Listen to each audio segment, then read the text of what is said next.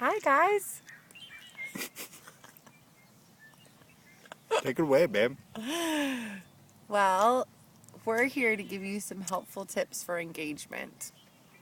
And we are on one of our romantic adventures that we like to do very often. We've impromptu picnic in the park by the lake. It's really nice. Always a good idea. Some bread, some turkey, some cheese, and the one you love. Yeah, where you can take your shoes off, you can just hang out together and relax, and the sun is shining. Beautiful. It's really, really beautiful. Hanging out by the lake. It's one of our pastimes to find romantic destinations. Yep, So, and this is number at least 25. probably If we're really honest. 72. If we're not honest, it's like 372. But but anyways, we're here to give helpful tips for being engaged. Now, what you have to understand is, obviously, the people watching this video are going to be from a multiple range of things.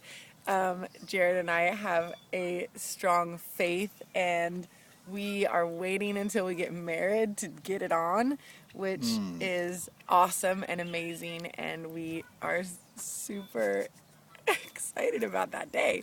But we're also really excited about doing covenant well. So that's just like a overall head for you guys to kind of understand some context for where we're coming from. So, babe, what would your first helpful tip be? Guys, big helpful tip right here. Don't be afraid to take the time to learn about the body of the woman you're going to spend the rest of your life with. It can be kind of overwhelming, maybe, when you're like, your body does what exactly? And how does that work? But don't be afraid, because it's going to play a huge part in you being able to love and protect and champion Yeah, that's good, babe. the woman you're going to be spending the rest of your life with. That's good. So there's good. one. Number two. That's like don't be afraid of cycles or anything like that. That's good advice, babe. Number two would be communicate. Over communicate. Yes. Say more than you think the other person needs to know. Don't be afraid to talk about the hard things. Don't be slow to talk about the hard things. Sometimes it's the moment that something occurs, and that's the right moment to say something. Sometimes a good thing is to not say things maybe in the heat of the moment if it's an angry thing, just to think through things in your heart first a little bit. But definitely don't wait too long to let your partner know, let your fiance know, or what's going on inside of you. That's right. So there's number two. That's really good, babe. Yeah. Number three, it's really important that you take the time to plan.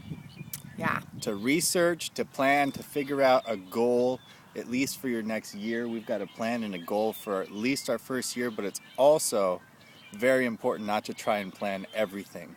To leave room for the unexpected to happen, to leave room for God to move, to leave room for your plans to be changed, because they will be. So remember, plan stuff together, but don't plan everything. That's really good. Because half the fun is the ride and the Yeah. changes and doing that well together. Yeah. And number 4 for me is for us, I would say, is to find ways to have intimacy that aren't sexual. And that, I think, it's not just to stay pure and be safe, but it's also going to set up your marriage to be amazing, because you're learning how to fulfill each other's other needs that aren't sexual through intimacy and by caring about, because we all have needs inside of intimacy that have nothing to do with actually having sex, and that has to do with understanding how each other work. So if we can learn how to pursue each other romantically and intimately, then without that being a part of the relationship, then once marriage comes and that is a part of the relationship, we'll still know how I'm going to have a good foundation for how to continue pursuing each other and getting those needs met. Yes. So, And are we on number 5? yeah. The final, number 5. This is a huge one. Pray, pray, pray. Pray, pray. Pray together. Pray by yourself. Pray when you're apart. Pray with other people. Pray with fathers and mothers. Pray with friends. Because to make this thing work the way God intended to, you got to have support from community. You got to have support from each other. Most of all, you got to be led by the Spirit of God, because that's what brings the joy and all the goody into the relationship that He designed for us to get to experience. Worship, pray. Worship, pray. Bring each other into and get whacked in the goodness of God all the time. Relationships with the Lord. Live your relationship with God out loud in front of your partner, with your partner. That's right. So there you go.